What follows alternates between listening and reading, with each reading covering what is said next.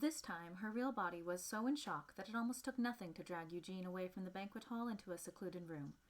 Checking to make sure it was clear, Cass turned back to face herself. Her normally strong features contorted up in a mess of whimpering. Cass sighed. He looked like a little girl separated from her mother. Are you Zantiri? That stopped her short. What? Cass spat out, exasperated. No, Eugene, it's me. It's Cassandra. Observant as ever, Fitzherbert.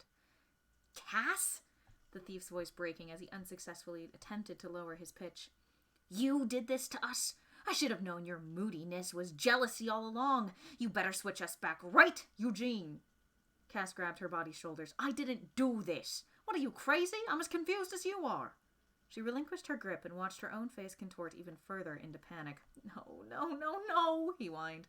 You need to know what's going on. If you don't know how we got like this, then how are we ever gonna swap back? I don't know yet, but you need to calm down. Of course you're calm. Turning away, he began to pace the length of the small room, attempting to straighten his dress as if it were his button-down. Who wouldn't be with those cheekbones? Eugene, Cass groaned. Believe it or not, I'm also not thrilled about looking at my own face right now. But unless you want to alert the whole castle to our situation, shut your mouth. That finally got him quiet, leading to a thick silence falling over the room.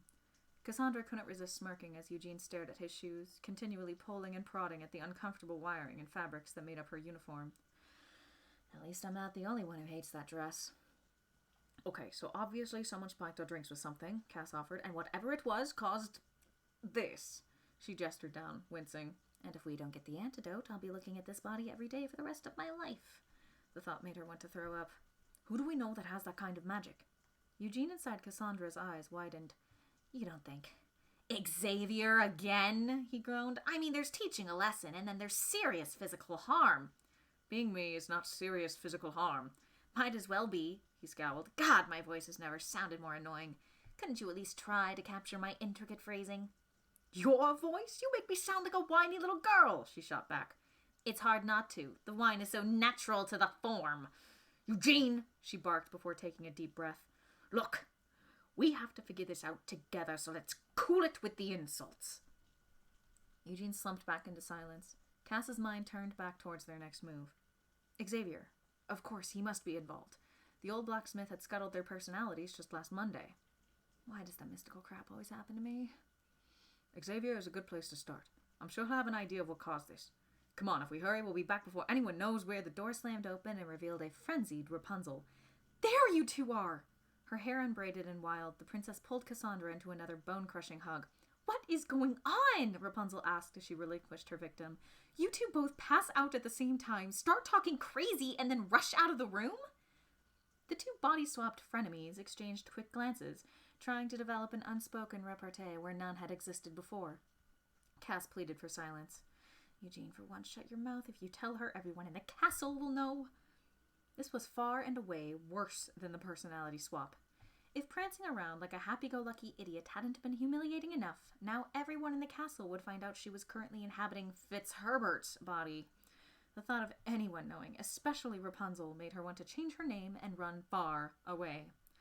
Unable to gauge his response, she turned back to Rapunzel. Well, Blondie, Cassandra offered, trying her hand at imitating Eugene's roguish cadence. Cass and I here were just getting some air? Rapunzel raised an eyebrow. Cass tried again, gesticulating broadly. You know, after that fall, I wasn't myself for a second, and I figured Cassandra here felt the same. She smiled slightly, proud of herself for catching Eugene's infuriating pronunciation of her name. She looked back at herself, gesturing slightly. He rolled his eyes. Yeah, raps, he mumbled after a moment of silence. I felt pretty rough there for a minute, but I'm doing much better now. Fitzherbert, and I just needed some rest. Yes, Cass said more confidently now, walking towards Rapunzel with what she hoped was a Eugene-like swagger. We'll be fine after a good night's sleep, so we'll see you in the morning, and whoa, you guys are gonna go to bed? Rapunzel said, confused. Someone tried to poison you both, and you're just going to sleep. Well, Cass's head spun in place. You know I need my beauty rest? Yeah, Eugene piped up a little frantic, and I have to go polish my weapons. It calms me. Rapunzel looked a little lost, but nodded slowly. Well, of course. Whatever you two need. She grabbed Cass inside Eugene's hands and pulled her close. Cass flushed at being 2 inches from Rapunzel. Eugene's mouth opened slightly. Eugene, she started sweetly, I know it's been a long night, but we can still make room for our late night date. I know how much you wanted it to happen. Oh, yes, well, no, we don't have to worry about... Cass tried to inch herself away. Here, let's at least go back to my room for some tight time cookies. Rapunzel smiled. That always makes you feel better before bed. Cass's mind began to race. How was she going to ditch Rapunzel? Whatever had happened to herself and Eugene, she needed to stick with her body until she was inside it again. Right, but... Cassandra! Cass watched in dismay as her father tore into the room towards Eugene, who eyed the captain of the guard warily. Thank God, are you all right? Eugene's eyes flashed back to Cassandra, begging for any kind of help. Cass shrugged her shoulders. Yeah, Dad? I'm fine, he said after a short pause. Rapunzel turned towards the captain. They're both exhausted. Would you mind getting Cass to bed? Lowering her voice, she added, I think they're still a little loopy from whatever was in those glasses. He nodded and turned towards his daughter's body, placing a strong arm around her. Eugene squirmed within his grip. We should have the palace doctor check them out before they go to sleep. Rapunzel turned towards Eugene, unaware that her boyfriend looked at her from within her best friend's body. Smiling, she squeezed his hands. Let's make sure you're okay and put to bed. First thing tomorrow, I'll come check on you and we'll start tracking down whoever did this. No one messes with Cassandra and gets away with it. Eugene cleared his throat as if to speak, but nothing came out. The captain slowly led him out of the room as Cassandra watched her own head whip back and forth, panicked. His eyes called out for Cass to interrupt, to keep him from alone time with her father, but Cass couldn't think of any reason Eugene would need to talk to her alone, especially when she looked so... frail. She had never seen herself so unsteady. No wonder Raps is trying to send me to bed. Her father and her body turned the corner towards her bedroom, and she began adjusting their already flimsy plan. Okay, so I'll have to rescue Eugene from my room and break us out. No problem, I just have to get away from Rapunzel, and why don't we go back to your room, Eugene? The princess's eyes were back on her with plenty of sweet concern. That way the medic can see you, and we can have you in bed as soon as possible. I'll stay with you the whole night if you need me. No. Look, Raps, I'm fine. I just really need some sleep, and I'm sure you need to decompress after all of that. You called me Raps again! Cass flinched, caught. Rapunzel frowned and moved in close. You only call me that when you're upset. What's going on, really? Cass sighed. If she was going to get the princess to leave her alone, she had to play the part more convincingly. If she kept acting like Cassandra, Rapunzel wouldn't leave her boyfriend was okay enough to be by himself. Another thought quietly crept into her mind. Besides, when will you ever get another chance to have a date with Rapunzel?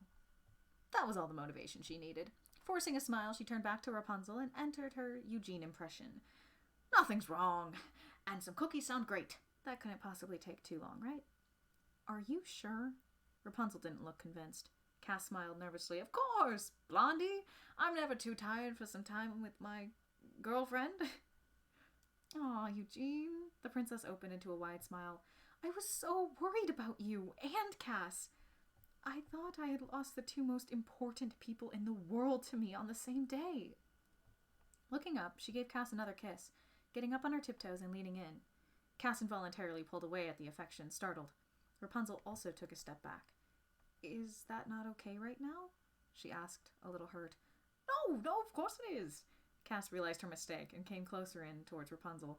Steeling herself, she took her head in her hands and kissed her. Oh. As soon as it began, Cass was lost within the kiss. A few seconds too many clicked by as the two gently locked lips. Finally, Rapunzel pulled away. Oh, Eugene, she said, seeming just as undone. I love you. I love you too, Raps. Rapunzel didn't seem to notice the incorrect nickname. She pulled Cassandra wordlessly through the door. My room, you said? Eugene sat in Cassandra's room, silently cursing Xavier while waiting for the doctor to arrive. The captain stared at him. Worst day ever. He went to shove his hands in his pockets and was met with smooth satin, his eyes filled with rage. Are you kidding me? Pockets! Where are you when I need you?